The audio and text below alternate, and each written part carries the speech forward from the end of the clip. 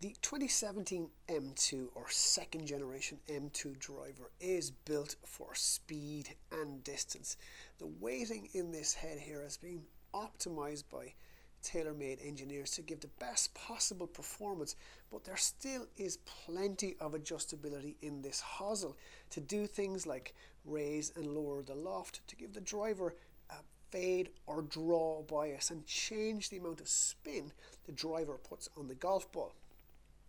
So what we're going to do is break it all down very simply to help you set up your M2 driver to best suit your game. So first of all, let's look at the opening and locking mechanism of the screw here. Now, to open or loosen the shaft screw, you place this adjustment wrench into the screw here and you turn it anti-clockwise to open. To tighten the screw, you turn it clockwise to close it. And the screw, when fully tightened, it makes a very audible click, and that's to let you know that the sleeve is safely locked in place and to avoid over tightening. So let's go for that. There's the click. So let's go ahead and open the shaft screw fully to see what we can find. And when you open it fully, the head can be easily removed. There's quite a few turns usually involved. And when you remove the head from the shaft, you'll notice numbers and settings on the tip of the shaft here. And these indicate some of the different loft and lie and face angle options you can choose. And let's look at these very simply. So Taylormade used what's classed as a 4-degree tip adapter on their driver.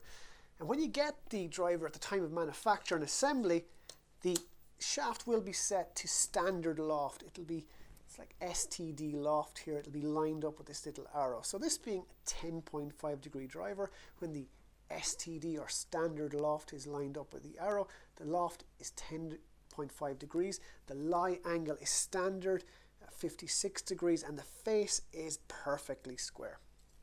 Now, there are actually 12 different little notches or movements on the sleeve, and each one increases or decreases loft by a half or 3/4 of a degree.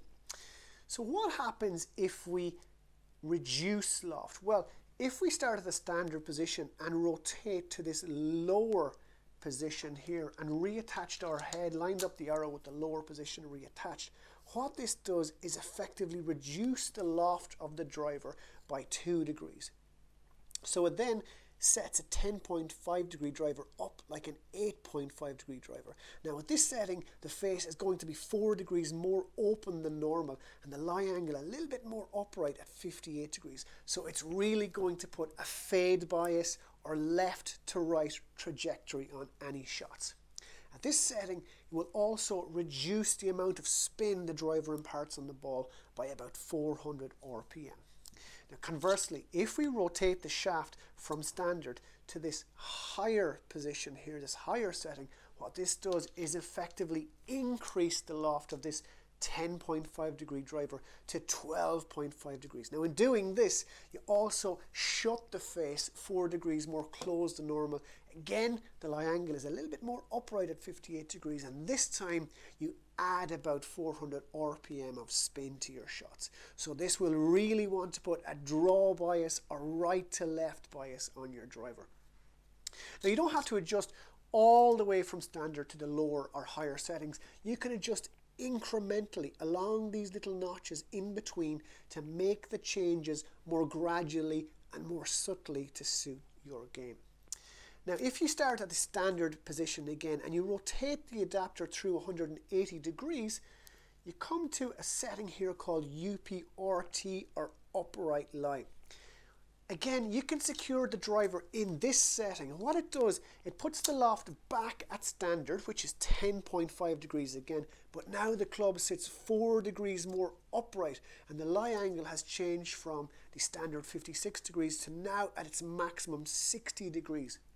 What you'll do is you'll find this sets the club up for a draw. It's a lot more subtle than in the higher setting, but a draw setting nonetheless. Again, from this upright lie position, you can make the loft lower or higher incrementally to make subtle changes. So that is how to adjust your M2 driver. And it's worth your while having a little play with all the settings to really appreciate the results. This could potentially solve your hook problem off the tee, it could correct your slice, or help you gain precious yards just by finding the setting that you like, or having a lesson or a TrackMan session with your PGA professional. And it's very important to remember again that you can adjust your M2 driver on the range. You can adjust it before or after your round, but just not during it. For me for now, it's Donal out.